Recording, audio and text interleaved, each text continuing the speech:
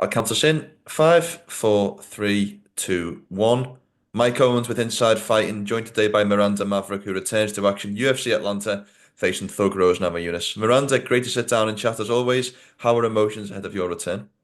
Man, emotions are great. I'm feeling 100%. I'm thinking that I'm gonna go in there mentally stronger than Rose. I'm physically stronger with the way camp's been. It has not been a fun camp. We've been pushing really hard. We kind of knew at the beginning of this camp that we were just gonna go in there and put it all on the line, and we're doing that every single day leading up to this fight. Before we talk about the actual fight, how's your first fight camp been as a mother?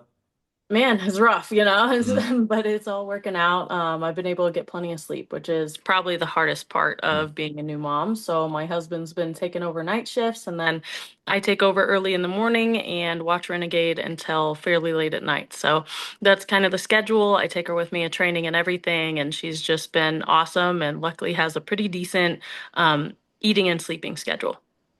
Has it been a difficulty juggling that throughout fight camp? Obviously, probably finding your feet in terms of the first one that you've gone through. Has it been a struggle to juggle both being a mum and being a professional fighter with arguably the biggest fight of her life coming up? Not too bad, just because, in the past I stayed really busy with my businesses and my work, and now I've kind of put them on the back burner and focused on Renegade and focused on camp.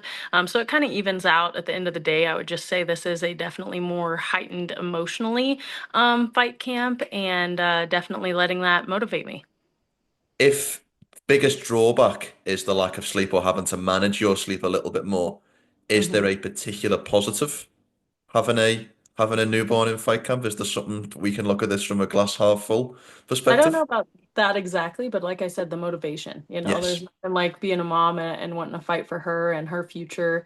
And, every dime that I make from fighting is going to go to her having a better life. And that's kind of where I see it and how I think of like, this is more than just sacrifice for my family and everything. This is for my new family now. My last fight, I was prepping for the adoption, trying to adopt. We were looking for birth moms, all that. And this time around, it actually happened. So it's a miracle. And if anything, I'm just walking into this fight with a lot of gratitude and a lot of goals. Have you grown more motivation becoming a mother, or have you had the same motivation, but your motivation's just changed? If I that think it's again makes just sense. changed motivation. I've always had a lot of motivation. I'd say, if anything, that's something that I've been recognized for is like how Mm. much motivation I have, how I invest my funds, how I invest my time, and where I'm putting my values in life. And so that hasn't really changed. It's just a matter of where does the heart shift to. Yeah. And this time, a lot of it's full with her. Well, congratulations, first and foremost, but we obviously have to talk about this fight. What was your first reaction when you got offered the name Rose Namajunas? I was pretty excited. We already had actually discussed potentially fighting each other back when Tracy got pulled up to fight her because Tracy Mhm. was taking a while to renegotiate, and we were like, "Hey, if her camp called me and was like, if this ends up being something where they had to offer you the fight, would you be willing to take it?" And I was like, "Yeah, let me talk to my coaches, but I'm pretty sure." And we discussed it, and we were like, "Hey, as long as we could get a new contract, heck yeah, like this is great for a main event in Denver." And so when we got this call, it was like, all right, we're gonna say yes, but let's call her team, make sure we're good because we do train together all the time. We sparred together, and we would just wanted to make sure there wasn't going to be any soreness there or anything. So my coach and I both called Pat, and they were talking in the background, and it was like, "Yep, we already said yes, so you don't need to even call us." And it was like, "All right, done deal." And so just separated the camps. I don't go over to Genesis anymore to spar. She doesn't come over to Easton to do any grappling or anything. And yeah, we just have separate camps, separate training partners this time around, and we'll go back to being friends the day after the fight. Bef- For those who aren't aware, how extensive have the training history been between you and Rose?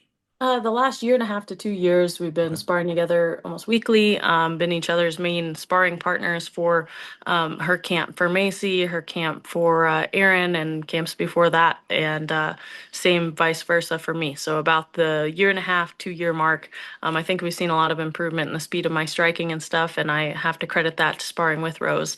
And now I get to use that to fight against her. What are the difficulties of trying to navigate preparing for somebody who you know their style, but obviously conversely, she knows a little bit about yours?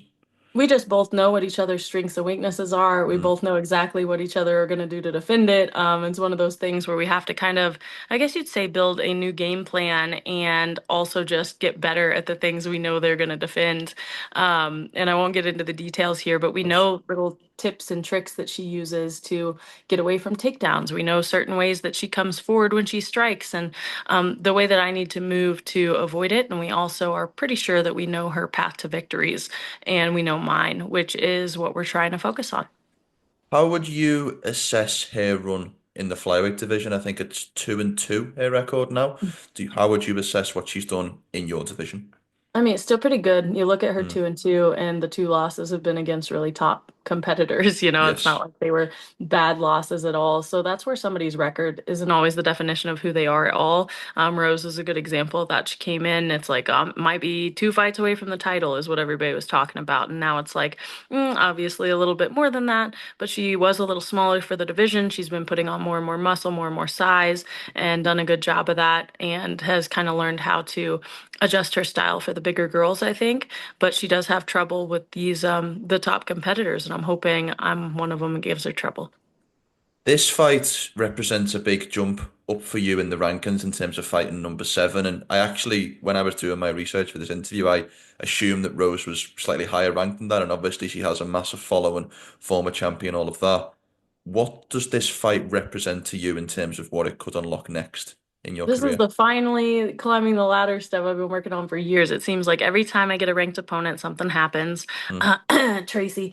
But it's like one of those things where every time I seem to get an unranked opponent, and it's like, how did Miranda get this opportunity? This is crazy that she's doing this leap. And it's like, well, I've been waiting for some time now. I've been waiting for a ranked opponent. I've had a lot of the girls that are ranked turn me down.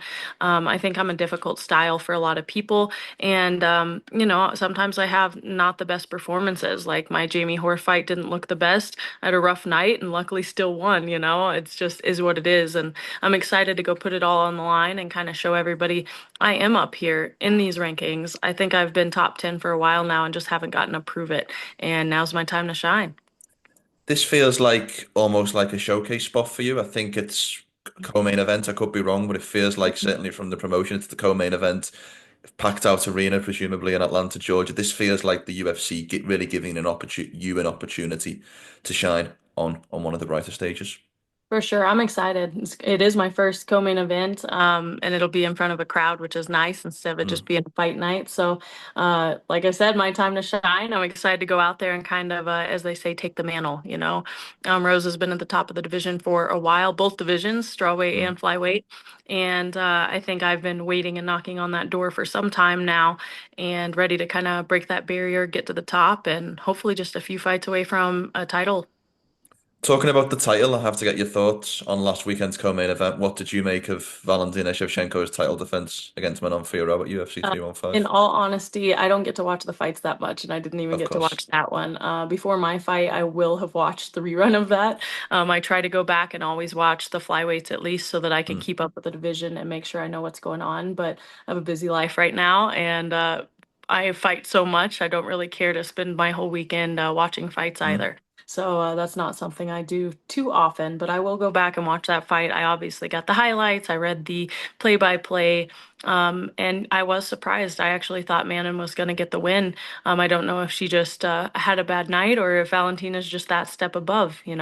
But I think Valentina's kind of hungry for it again. I think for a while there she was bored, I guess would Mm. be the best word for putting it. And I think now she's kind of back in the game for a little while. Some of the most title defenses there's been. It's incredible. I suppose I can still ask this question even if you never watched last Saturday's main event because the question still counts. Take your style out of it and what you do well for just a second. If you were building a game plan to defeat Valentina Shevchenko, such a dominant champion, what would you feel like would be the keys that somebody would need to implement to have success and ultimately take that belt from her? Wrestling. Take it to the Wrestling. ground, wrestle, know how to hold her down. I think her striking, everybody gets into this whole I'm going to strike with Valentina challenge, and I think it's silliness. Like, take her down. I think Jennifer Maia way back when kind of showed everybody how you could do it. I think Talia Santos kind of showed everybody how you could do it. And it seems like ever since then, it's been this like striking war. Alexa got on her back and everything. She did had a good game plan with that. I think that's the goal. Get Valentina in those vulnerable spots on the ground. When you fight for a title, as I'm sure is ultimately the goal, do you anticipate you will stand across from Shevchenko, or do you anticipate there will be some turnover in the division and we could see you face somebody else if and when you fight for a belt? I think eventually there will be turnover. She's getting a little bit older. You have some newcomers coming up. I shouldn't say newcomers in age, but newcomers as far as in the division. Hmm. You're seeing Natalia Silva move up. You're seeing Jasmine move up.